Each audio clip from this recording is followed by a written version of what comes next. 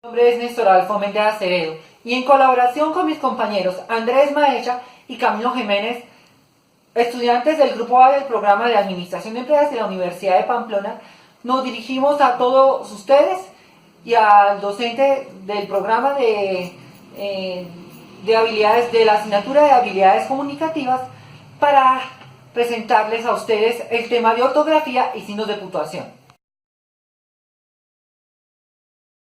La puntuación nos permite indicar en la escritura la pronunciación de las palabras, la entonación, las pausas de la frase, haciendo más fácil y ágil la lectura de los textos y por lo tanto su comprensión. Hoy le contamos de forma reducida los signos ortográficos y las reglas de puntuación y acentuación en español, tal como está en la Real Academia Española, mejorando la ortografía, la gramática y la escritura. Aquí le contamos qué son los signos de puntuación. El punto se divide en tres partes: punto y seguido. Termina una frase con sentido completo y separa enunciados que integra un párrafo.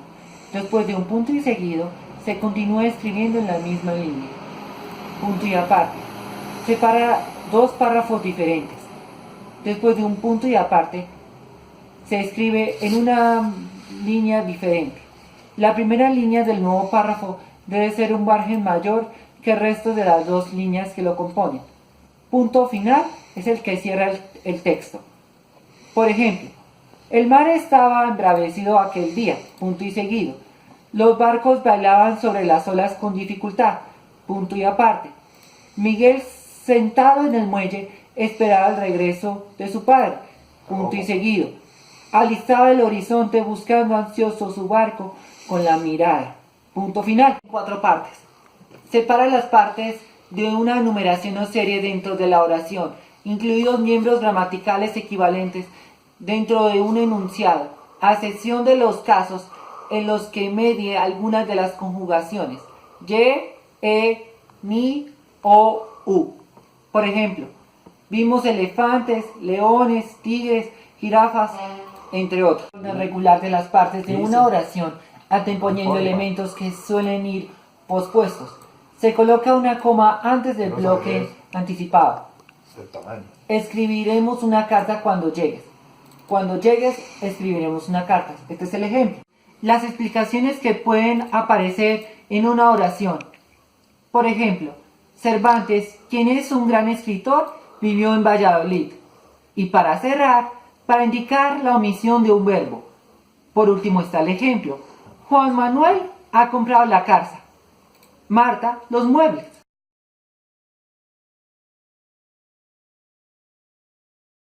Mi nombre es Camilo Jiménez y vengo a hablarles sobre el punto y la coma.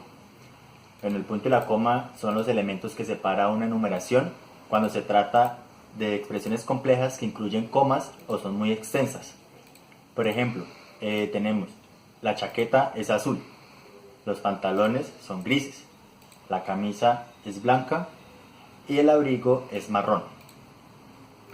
También podemos decir que el punto y la coma separa oraciones no unidas por preposiciones cuando en ellas se ha implementado la coma. También podemos decir que se puede optar con el punto seguido.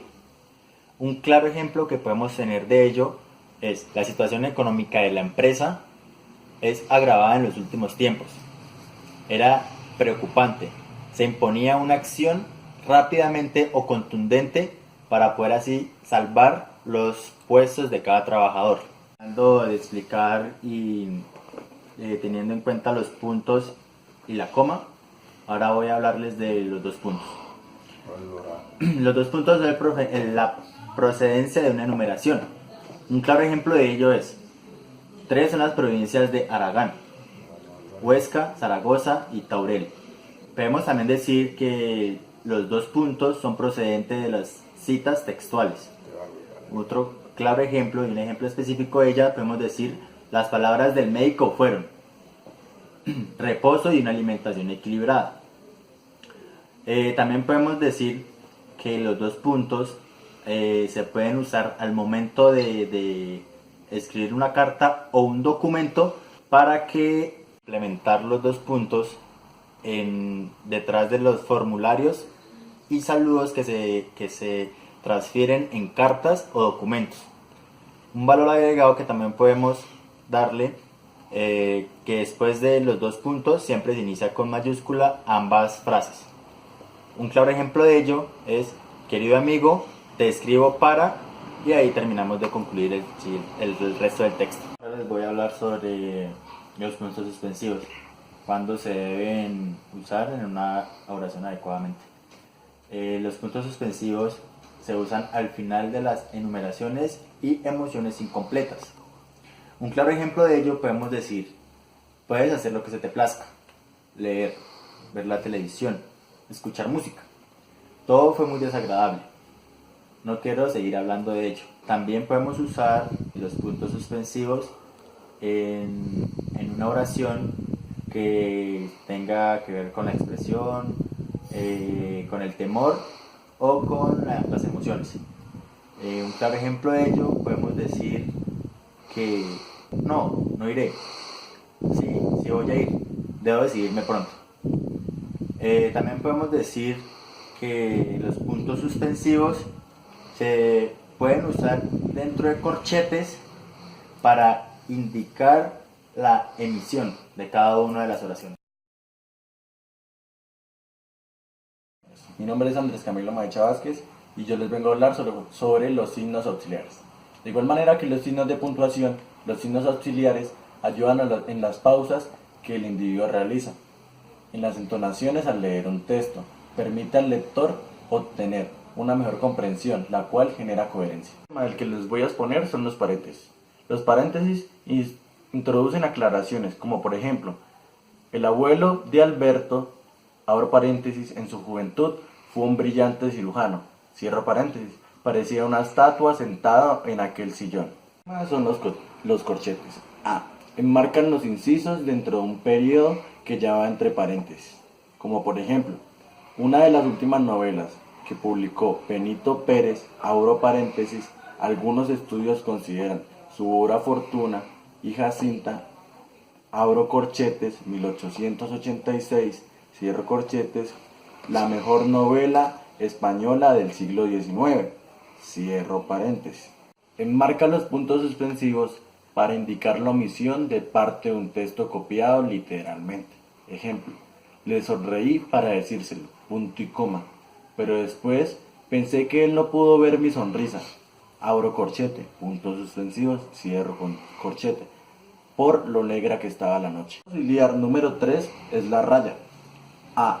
Introduce aclaraciones como el paréntesis. Ejemplo: esperaba a Emiliano, raya, un gran amigo, raya, lamentablemente no pudo venir.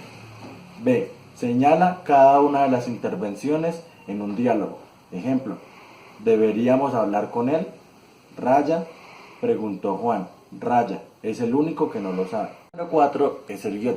Se utiliza cuando es necesario hacer divisiones dentro de una palabra o para unir dos o más números y se escribe entre espacios en blanco. Ejemplo: teórico, guión, práctico, 1936, guión 37. Número 5 son las comillas. A. Sirven para producir citas textuales. Ejemplo: sus palabras fueron, dos puntos, comillas, por favor, el pasaporte, cierro comillas. B. Para citar títulos de artículos, poemas, cuadros, lugares. Ejemplo: nos leyó en voz alta el poema, abro comillas, Romance sonámbulo, cierro comillas, de García Lorca. La diéresis. A. Se sitúa sobre la vocal U en las combinaciones que llevan güe y gui, para indicar que la vocal debe pronunciarse, como por ejemplo el pingüino y la cigüeña. B. Se sitúa sobre la primera vocal de un diptongo en textos poéticos para indicar que tal diptongo no existe y que el verso cuenta con una sílaba más. Ejemplo: el dulce murmura de este ruido. El siguiente tema es el número 7, que es el asterisco. Como signo de llamada de nota, el margen o a pie de página dentro de un texto en ocasiones puede aparecer encerrado entre paréntesis.